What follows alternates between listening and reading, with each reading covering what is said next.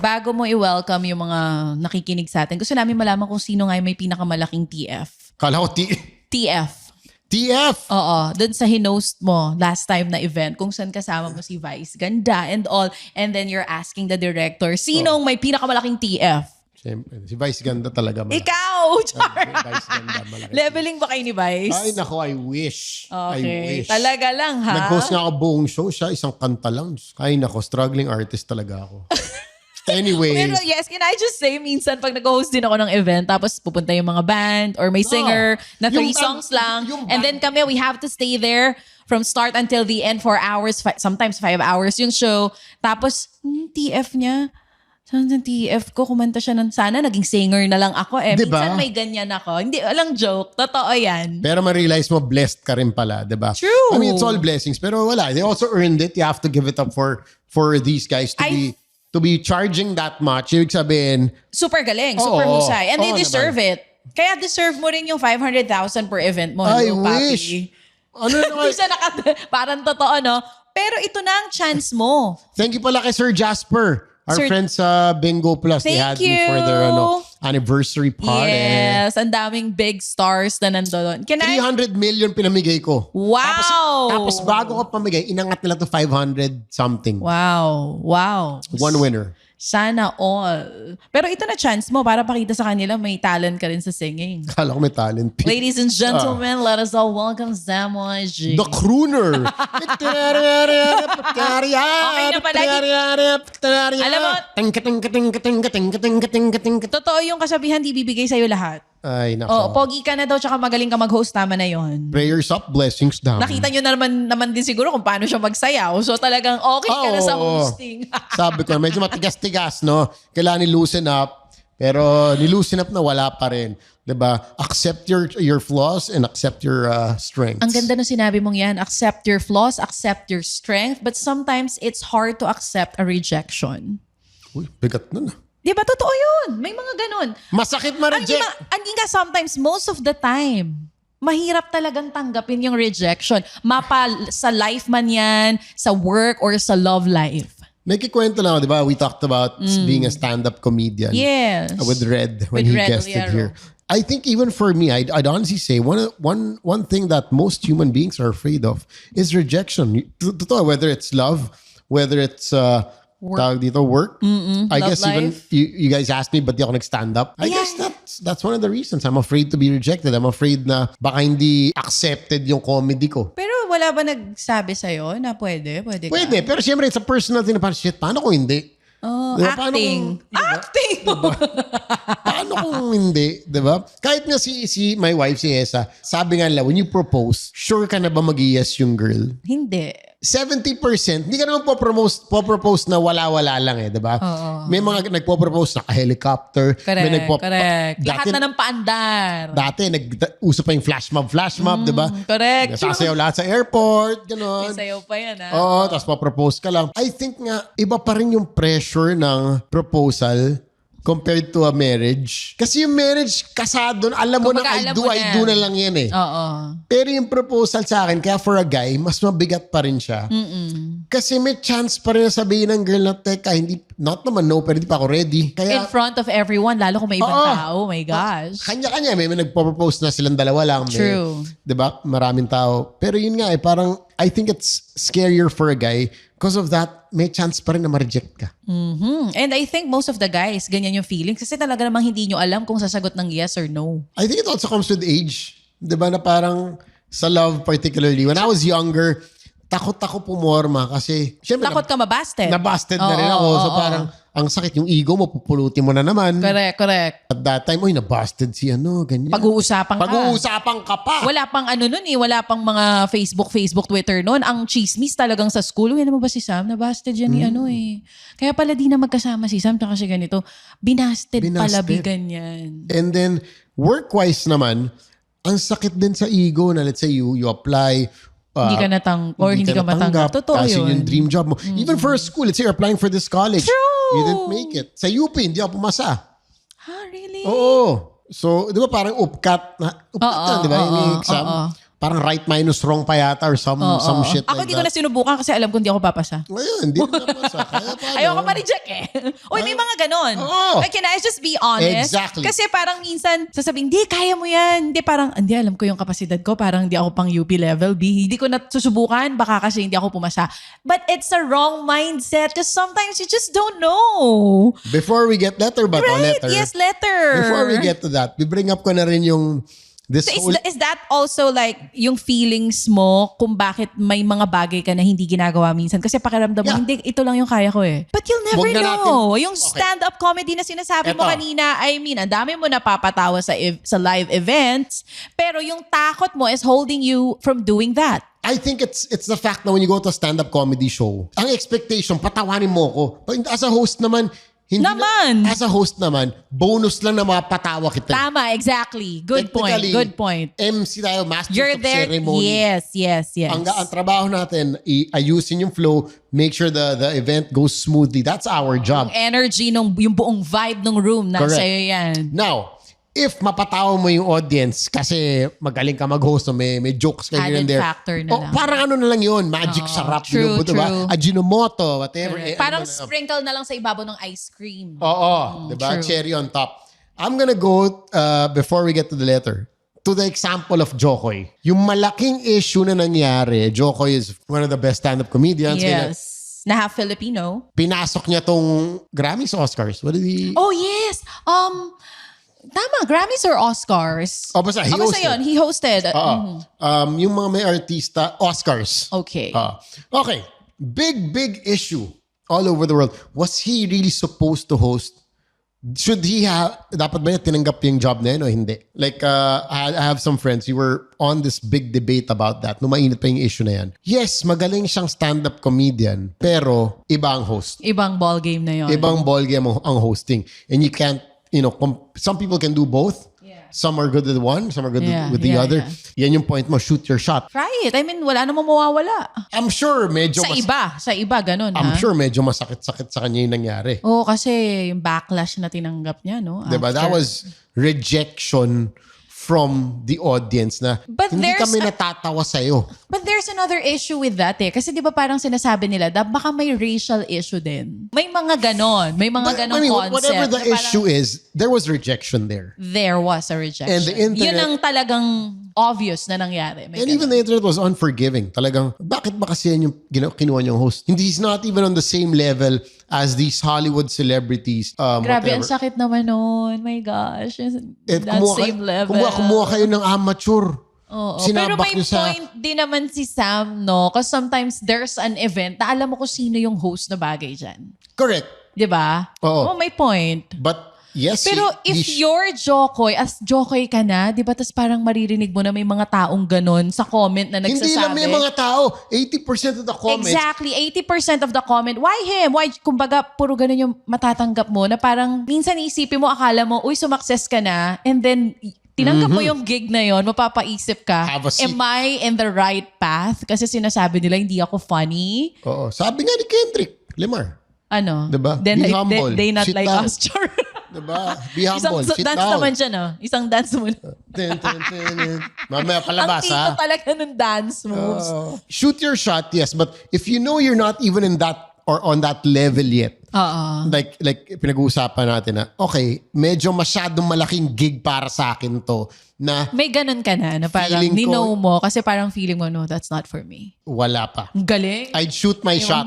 You always, bakit yung stand-up comedy Kasi yun hindi nga, pa? doon kami nag-debate. Sa akin kasi I'll shoot my shot. Because you know kung saan ka magaling. Hindi. Tsaka So, lahat ng kung ma-reject ako, at least nag-try ako. Pero alam ko But why masakit. not in stand-up comedy? What's the Hindi ko pa difference? na-overcome yung fear. Because sometimes, alam minsan ng tao kung hanggang saan yung kaya mo. And minsan hindi siya magandang mindset na feeling natin hanggang dito lang tayo. That's why hindi natin tinatanggap yung mga bagay na parang kaya pala natin. Pero at the same time, yung ginamit mong example, yung kay Jokoy, he thought, I can do it or pwedeng hindi ko pa siya natatry pero gawin ko, malay mo, it's for me. And then it will end up na hindi maganda. That is true. Baka Sabi nga, maparealize ka pa na, uy, hindi ako, parang wala ako sa tamang direksyon ng career. and also, it could be detrimental for your career. Shit. And for your mental health. And for your mental health. And na parang, for your okay. mental health. So, alin ba yung mas okay? Yung always take the shot, super tapang mo, or stick to your lane. or stick to your kung saan ka magaling. Pero yun nga, if you're always in your lane, how do Because you I'm always on my lane. There are events na hindi ko tinatanggap. Pag parang how? feeling ko, hindi Like what? ko carry. Okay, there's an event na tinanggap ko nito lang nakaraan. Tapos, nag-message sa akin yung kapatid ko kasi alam niya na hindi ako tumatanggap ng ganong klaseng event. But the people there, I know them. Most of them, I Okay. know them.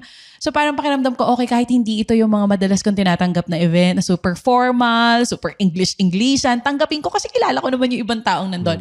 Pero hindi ako madalas tumatanggap ng ganon. Because I know kung ano yung kaya kong i-host. Okay, wedding ba? Ayoko, no, it's not a wedding. Okay. It's not a wedding. It's a formal event about tax, investment. See? Okay. Exactly. Ganyan din ako nung inalok May yun sa discount akin. may discount ka sa BIR. Wala akong discount sa BIR. Oh, lol. Malapit na naman bayaran ng Oh, BIR. This is not a BIR event. It's a big event, tax and investment event. So yung mga nandun, yung mga talagang yung matatagal na sa industry na mga Accountant. no, like sina Rico Hizon, tas Ay, mga oo. secretary ng mga Yan. different agencies ng Yan. gobyerno. Oo. Mga talagang Leveling. 'di ba? Ayoko siya tanggapin nung una. Ba't mo tinanggap? And then nung tinanggap ko, sabi nung kapatid ko, gagawa mo diyan. Hindi, alam naman natin, exactly. Wait lang ah. Jeff, alam natin na 300,000 yung isang oras ni Chacha Wait doon. lang. Natawa lang ako kasi even my husband, kasi Oo. mag-host ako ng event, ito yung host ko. Ha? Ba't mo tinanggap? Ay, ano meron? Because I Okay. really don't normally accept those kind of hostings. I don't enjoy it, number one. I do not enjoy it. I don't do things that I do not enjoy. Okay. Okay? Pero kasi minsan, kaya lang work to eh. Minsan you have to get out of your comfort zone, right? Take Yung mga the risk. ganyan ako. Take the risk. Nag-enjoy naman ako last time. Kamusta hindi Nag-enjoy nun? ako last time. Okay naman, happy naman sila. Pero alam mo yung hindi siya kagaya ng mga usual na hino-host ko na super happy ako. Happy naman ako, pero like, yun nga eh guys, no? Di ba meron tayong mga trabaho na minsan tinatanggap natin, aminin na natin, una para sa pera. Yung Chanel mo, nakaiwan sa Pero labas. Happy ka talaga. pangalawa, ngayon, mas blessed na ako. Kaya ko nang tumanggi sa work. Pero siguro before, baka Fake it mas... till you make it. Pero ngayon, ganun ako, papi. Kaya kita tinanong kanina, are there events na meron ka mga... Sorry, I think I have to correct that. Charing! Hindi. Eme! Hindi, seryoso. Ang tagal ko na hindi nag-host ng mga number one, children's party. Oo naman, papi. Okay. O yung mga ganyan, kuwari sabihin ng client, hindi gusto ka namin, gusto ka namin, ikaw talaga yung gusto namin. Parang hindi. Parang hindi ko lang talaga branding yon or parang linya yon. So I'll stick to my... Last time parang hindi ko na rin ulit mga town fiesta. Oh, seryoso. Ako yan, ano ko yan. Yan ang mga sa akin yan. I used to Sa do akin that. yung mga fiesta. Happy Fiesta! Oo. Sinulog! Yan, akin yan. Mga Yung fiesta ganyan. Fiesta mode, di ba yun? Anong mode ka today? Fiesta mode. Meron pa minsan, di ba, naalala mo? Hindi po masyadong bastos, ha? Oo. Ako. Pwede bang less natin yung Hindi po masyadong sexy, tsaka... Diba? Less Yung natin bago ka pa dumating sa event, outfit po, bawal po yung may palabas na boobs. Oo. So I mean, they also know you. Kaya minsan may events na parang, bakit ako? Hindi ako yan. Hindi ko market yan. May ganyan ako. Kaya nga ako parang, alam mo yun, parang I think also, when people get you as an artist, as a host, parang alam na rin naman nila kung bakit ikaw yung kinuha nila. I think. Dapat. Oo, right? Alam nila strength mo as Correct. Sam YG. Like, I think also, let's say with any corporate party or whatnot, yung kukuhanin nilang performers, banda man yan, singer, parang yung feeling nila magugustuhan nung guest nila. True. Parang weird din na kukuha ka ng, let's say, yung guests mo mahilig sa R&B, pero kinuha mo sobrang like super heavy metal band. Medyo weird, diba? Medyo weird. True. So I guess it also really depends. And of course, at the end of the day, your morals and your values. True.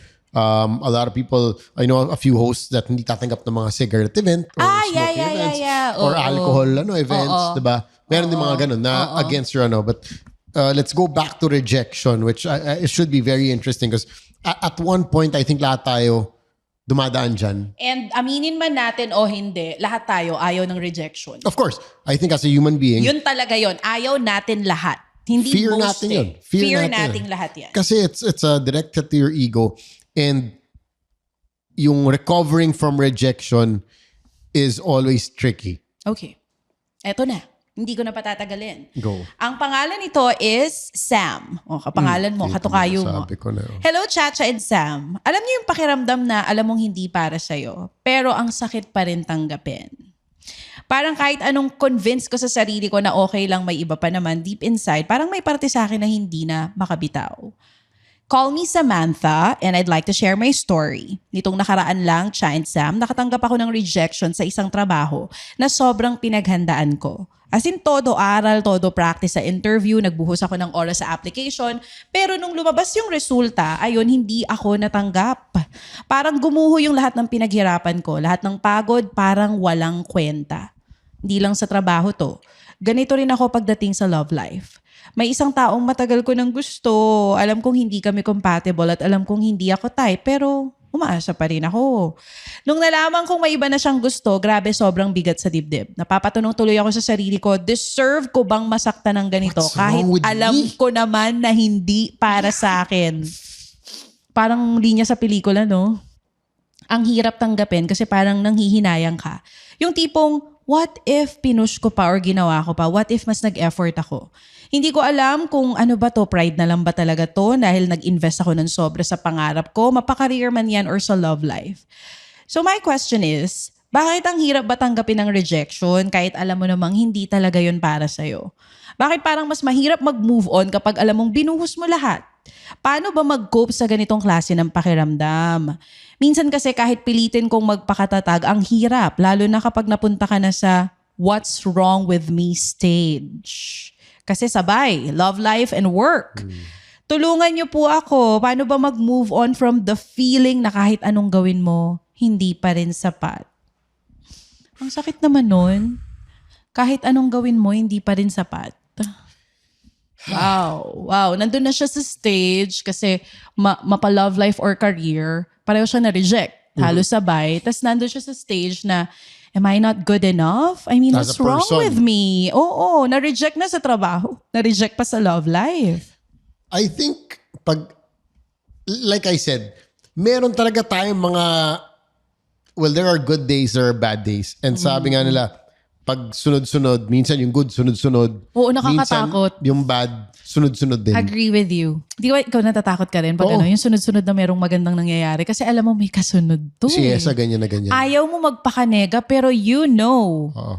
something bad is going to happen next. My wife always tells me na, 5 days ka na umuwi na maaga.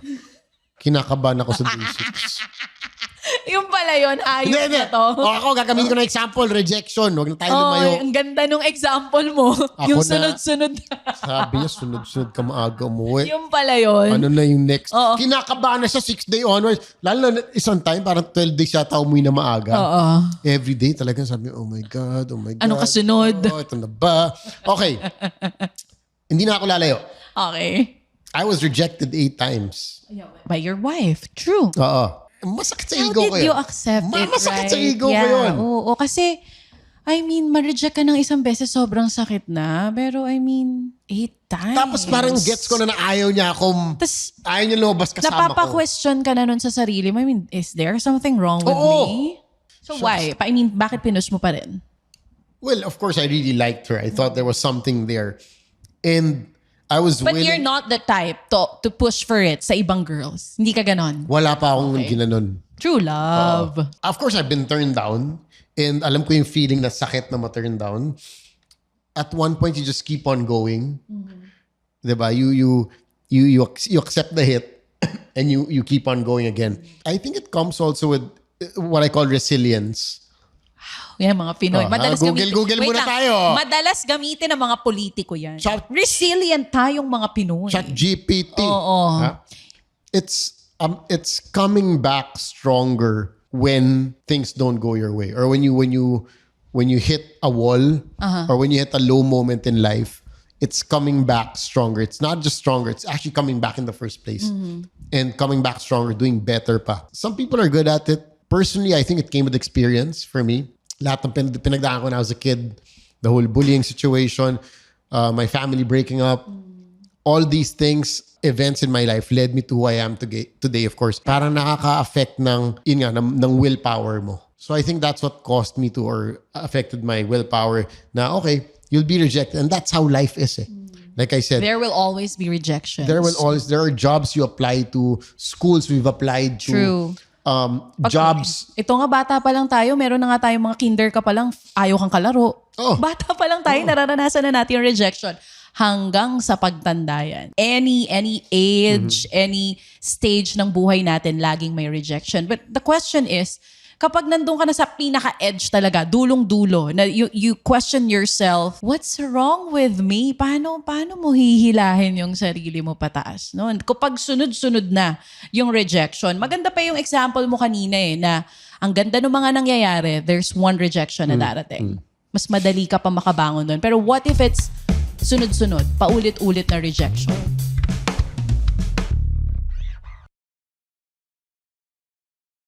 Ang hirap, di ba? Yun talagang bugbog na yung ego mo. Ito, ganito siya. Kasi meron siyang gusto na lalaki, hindi naman siya bet. Tapos sa work, hindi rin umokay. I'm trying to remember a time in my life na nagkaganyan ako. Talaga? Yung sunod-sunod, yung parang feeling mo medyo worthless ka. Yes, and there are moments na ganun talaga.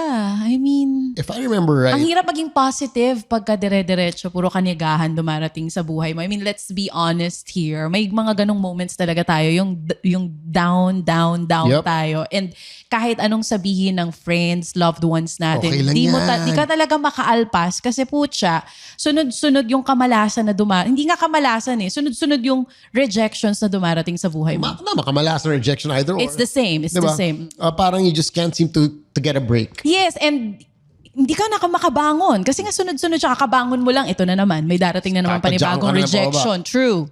I have what I call the retreat method.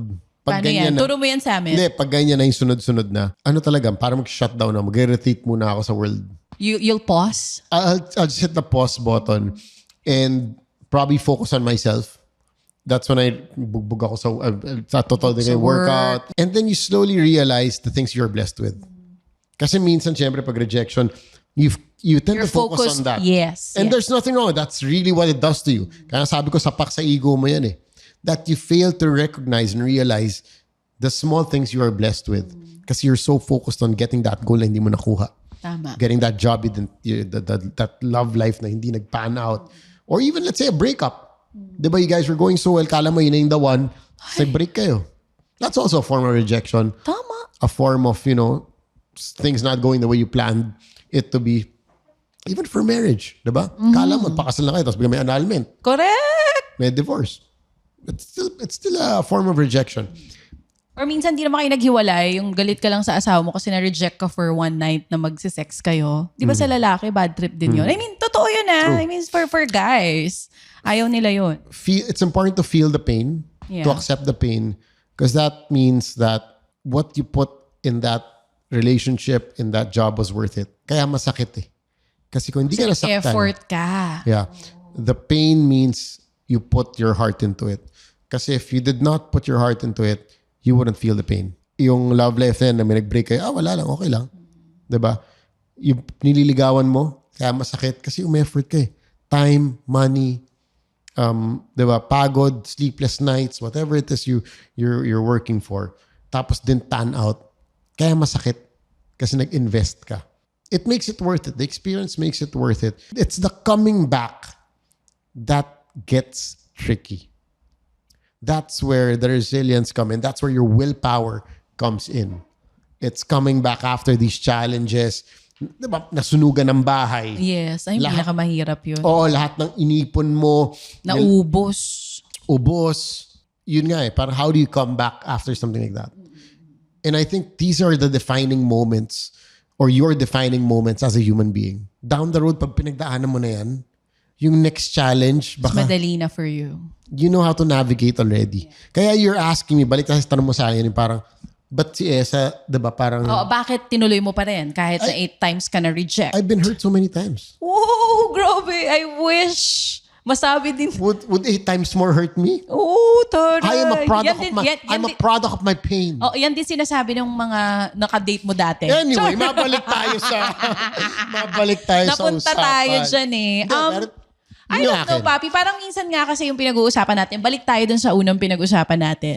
When you know kung hanggang saan ka, minsan ba dapat lalabas ka ng comfort zone mo para sumubok ng mga bagay na hindi mo pa natatry, kahit pa may chance na pwede ka ma-reject.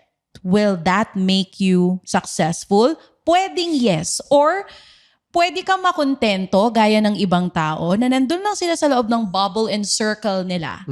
Hindi sila lumalabas doon. Happy sila. Kontento sila. Hindi nila, may mga rejections din for sure. Pero alam kasi nilang eto lang tayo para hindi tayo masyadong masasaktan. Just like in any relationship. What type of person are you? Are you within the bubble person or are you... I'm within the bubble. I'm within the bubble kahit pa sa relationship at mapa sa work din yan. Bubble. Bubble ako. Safe space. I mean kayo, tanungin niyo yung sarili niyo. Saan kayo? Nandun ba kayo sa hindi ka na masyadong lumalabas sa bubble mo? Kasi okay ka na eh. Happy ka naman eh. Madali ka makontento. Alam mo, kami ni Esa, lagi kami nag-argue kayo, about that. ano kayo? Pareho. Kasi kami ni Mike, same kami. Hulaan mo saan ako. We're inside that bubble. Ikaw. Kami magkaiba kami. Hulaan mo sino nasa bubble, sino lumalabas sa bubble. Si Esa yung nasa bubble. Oh, see. Kasi, I don't know, parang before din naman, sobra akong like, puntahan natin to, may audition sa ganito, lagi akong ganon, rachada, gawin natin yan. Pero I've realized now that we're talking about it, even pala nung bagets pa ako, I'm always inside the bubble. And I don't know, I feel like it's also a bad thing. Kasi minsan... The security blanket is there. Yeah, but at the same time, I mean, I'm okay now. I'm happy. I'm not gonna say eto na lahat yung gusto ko, but I can say 95% kontento ako. Can I give you a scenario for you particularly? O, diba, hihirapan niya ako. Nasa bubble na nga ako eh. Tayo lang. Okay. TV5. You're a news anchor. You do the morning show. Let's say, may offer si CNN Global sa'yo. Mga Anderson, Cooper level. Siya yung kabatuhan mo. Ayun na, tamo. Tapos tinatanong lang nila, okay, you have been shortlisted. Hindi ka naman sure job. You have Nagmaganda, no?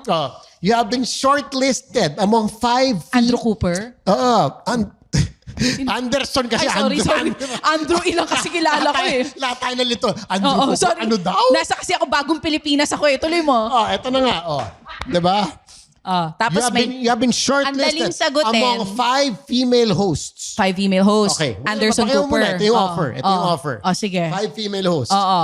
Of course, pag nakuha ka dito, good salary, plus an expat package for you and your family. Hello, yung expat package. To all go to the States. Kasi I have a friend na ganito, kaya binibigay ko sa yung scenario. No? Local expat package. Sagot niya yung education ng anak mo. Ay, travel, bahay. Napaputya ka ngayon. Kasi sagot na yung education, be. Before that package, kung wala yung package, ano yung sagot mo? CNN, nag-offer. Shortlisted ka. Kung 5. wala yung package? Ay, hindi ako aalis dito ako. Ngayon na may package. Parang host to sabi. Parang nasa bingo plus night pa rin ako. Alam mo, pwede kang pumalit kay Kuya Will. Pera o bayong. Diba? Ngayon na may package. Expat package. Sagot na yung asawa mo. Sagot na yung kids mo. Their education and everything. You have, if you get accepted. But may tryouts. Kasi 5 nga kayong shortlist. No, I will not accept it. Because I'm okay in my bubble. Yun talaga ako. If you ask me, accept mo? I'm taking that shot. Yan na nga eh. Ang ganda pag-usapan yan. Because sino kayo doon? Yung mga nakikinig sa atin, sino kayo doon? Si Sam is the risk taker. If I were you, I am the... Dito lang ako sa bubble ko, maayos naman yung sweldo ko. Nakakakain kami ng 3 beses sa isang araw.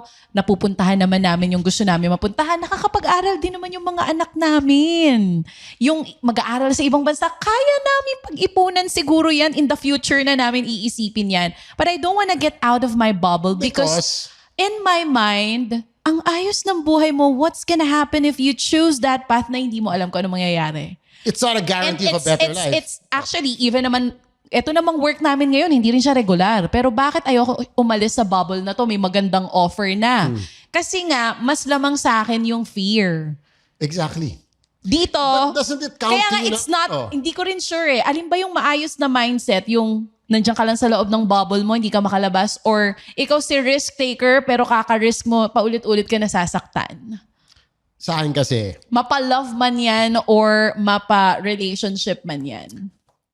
sa akin kasi it's... Anong comment ni Esa every time nagtatalo kayo? I'm curious. Si Esa kasi, yun nga, parang... Why is she inside the bubble? She's so good at what she does, whichever company she works for, laging Okay. tapak yung company.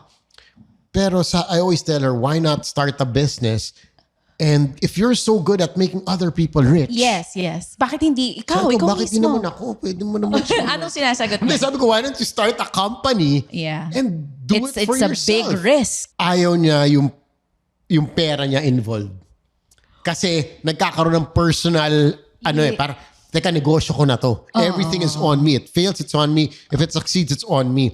At least doon sa ibang kumpanya, hindi ko pera yan eh. I'll work for you. Pero hindi ko pera gumagalaw dyan. Sweldohan niyo lang ako. Or minsan merong mindset yung mga tao na, like ako mismo personally, I know hindi ako pang business. Ako to Siguro si Mike pwede pa, pero ako hindi. Mas kaya kong magtrabaho para sa kumpanya. Yes, has always been like that. I just want to work. Kasi I'm also comfortable na ito. May sweldo ako every month. Kasi mag-business owner ka. At hindi madali ang mag-own ng business. Kung akala nyo, hawak nila oras nila, no. Pag holiday, hindi rin sila naka-holiday. Weekend. Walang weekend yung mga yan. I mean, kapag empleyado ka, day off ka ng Saturday at Sunday. Yung iba, naka-holiday pa ngayon. Ang daming holiday. So, I mean, I don't know. Siguro kanya-kanya talaga na may mga tao hindi lalabas ng bubble nila dahil okay na sila eh. Madali nga sila makontento. But at the same time, in my mind talaga, nasa utak ko, hindi mo masasagad yung kaya mong gawin sa mundong to kung di ka lalabas ng bubble mo. Bago tayo mag-next, CNN, alam nyo na, hindi tatanggapin. Anyway. Siya na lang. Eto na nga. But if the price is right. Yun nga, sabi ko, the price is right, plus the family package, expat status, tapos, all that. Tapos shortlisted ka. But that's not my core. Pag-i-Englishin niyo ako, yun nga. tapos magwawala ako, pwede naman ako mag-aral ulit, pero putya, dito ako magaling. Bakit ako pupunta ng CNN? Then you learn. Kasi kung yung GMA ang mag-offer or ibang stasyon na ganun yung package na mas bongga yung, mapapaisip ka eh. Pero putya, pag hindi mo talaga core na pag-English ka, So Andrew Cooper nga alam ko, mali ko kay Anderson Cooper. Andrew, yun ang kilala ko. Kasi. So alam mo yun, parang I know my capacity. Okay. But sometimes people say na no, you go beyond your capacity because you can do it. Because that's the only way to grow. If you're always in your lane, if you're too afraid to step out, I mean, there are, of course, like I said, rejection. Why not tell that to yourself? Mag-try ka na rin stand-up comedy. Sasabayan kita sa CNN Dream. I might do that one day. But yun nga, if you're always in your lane, diba? I understand it's comfortable. Wala ka ng fears masyado. But don't let the fear of rejection or fear of losing take away the excitement of winning in life. Ganda ng excitement of winning. But what if inside that bubble, I feel like I'm a winner already? Yes, but you could win some more. Pero talaga to, dito talaga tayo dumikit. Dito tayo, ang ganda ng sinabi niya. Why win a little when you can win some more? Kasi sometimes you feel like, I'm already a winner in this field, in this bubble. That's amazing. Ako, I respect that. That's contentment. But ang ganda ng sinabi mo, but you can win some more. But yun nga, it's also the progress in life eh. Diba? Na parang, I guess for me, it's doing something that excites me. Yeah. It's reaching that next goal. And I think I'm more of a goal-oriented person. Super. When I get this, hindi naman sa what's next agad. Pero parang, You always crave for... It's not just material things. Not for material things. It's personal growth. Personal growth na... Like, alam ko na-achieve ko na to.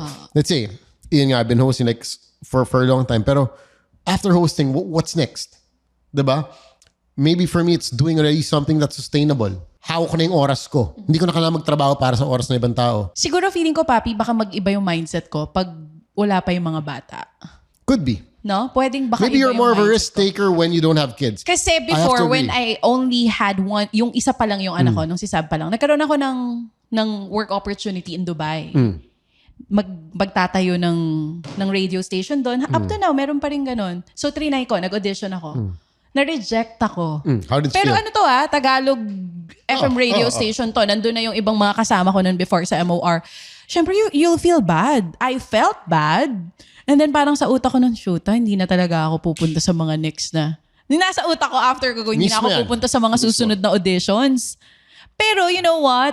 Feeling ko kung natuloy ako doon, hindi kami nagkatuluyan ni Mike. Ayun talaga yung nasa utak ko. Then Hindi ganito yung buhay ko ngayon kung natuloy ako sa Dubai. Then there's I feel like I'm also- still a single mother or nakapangasawa ako ng lokal doon. Oh, yun. Dubayan. Mga Dubayan. Diba? Local Wala tayong podcast ngayon. Nakakapasa ako ng taga-Dubai. Nakaganon ako sa kanya. Baka- Gusto mo yan, Bobby? Nakaganon ako. Nakapag-asawa ako ng... Dubai. Thank you naman. Nakag-arabo ko bigla. Feeling ko, if ever, isa lang yung anak ko or wala akong anak, baka iba nga yung mindset ko. Baka mas risk taker ako. But I'm also considering yung relationship namin ni Mike, yung mga anak ko, na parang if I take that risk every time may offer or may something sa harap ko na mas bongga dito sa kung ano man yung job na meron ako. Nasa utak ko, pag natalo ako, putya, hindi lang ako yung talo. Lahat kami. Sabay-sabay kaming talo. So baka, if ever. 3 things, I think, to wrap this up, since, alam mo yun, it's really a personal thing. True. How you deal with rejection is always going to be a personal thing. As you deal with more rejection in life, you just get better at it. You become more resilient. Your willpower is there. Number 1, you also sometimes realize that if you get rejected for something, like your offer, particularly this Dubai offer. Oh, the Dubai offer. Diba? Ng muntik makapangasawa ng Dubai. Oh, Dubayan. But also, you kind of think things happen for a reason. True. It's Diba? yan talaga, totoo. Whether it's good or And it's bad. sometimes it's for the good. Whether it's good or it's bad, you didn't get that job, you felt bad about it. But now look at you. You're happy, you have a blooming family, blooming career. Everything worked out. But at that time, masakit. At that time, it was painful. It was like, shit, bakit nangyari sa akin to? Tsaka parang, di ba, minsan may pupuntahan kang audition na, alam mo naman na mas okay. Oo naman. Grabe. Bakit di ikaw? Pero magagaling din talaga yung mga kasabay ko. Parang naisip ko, hindi para sa akin. True. And then you have to also be thankful. Sometimes it takes time. True. Before ma-unveil yan na parang, shit, bakit ganito ngayon? Ba't di ako natanggap dito? Ba't di kami nag-workout ng ganito? And then But you'll realize, 5 years later, look back. Diba? Sometimes those closed doors were actually blessings. ganda. Na hindi mo lang na-realize na blessing siya. Kasi at that moment, masakit siya. Diba? Time usually tells us if it was a good thing, a bad thing, a good decision, a bad decision, especially these big things in life. Diba? So, I think that's something na you might want to think about to our letter sender. Diba? Maybe it hurts now, but maybe there are better plans, bigger plans for you that hindi pa nagre-reveal. Kaya, Wala pa ngayon. kaya hindi muna sa'yo ginoto kasi may nakaabang na Merong mas something maganda else. for you. Oo, it's always like that. But At pag nandyan na sa harap mo, doon mo lang marirealize, uy, kaya pala di kami nag-workout ni ganito kasi para kay Esa pala ako. hindi na ako nag-mention ng ex ngayon. Baka sabihin niya, Diba? anyway, oo. Totoo. Kaya pala 8 times ako na-reject. Ito pala yon. Ganito pala ang ibibigay ni Lord sa akin. Diba? Ganun. Ang sakit. Pero ngayon, after 8 times, sabi ko, Oh, shit, kita mo naman. sobrang blessing. Sobrang blessing na asawa Grabe ko sa na akin. to. I-record nyo to. Wag nyo tong tatanggalin. Oo, sobrang blessing na asawa ko sa akin. So, Thank you yeah, so much. lahat ng mga nakikinig, comment kayo sa comment section. Yeah. Alin kayo doon? The risk taker? Yes, I wanna know. Or kayo yung nasa loob ng bubble like me? Sino kayo, Jane? And, may isa pa pala. If you're gonna take a risk, I agree, but take your risk, but proceed with caution. Proceed. everything- Ang ganda nun. With everything in life. Proceed with caution, right? Diba? Whether you think kaya mo, hindi, sige. That's where calculated risks come in. Tingin mo kaya mo?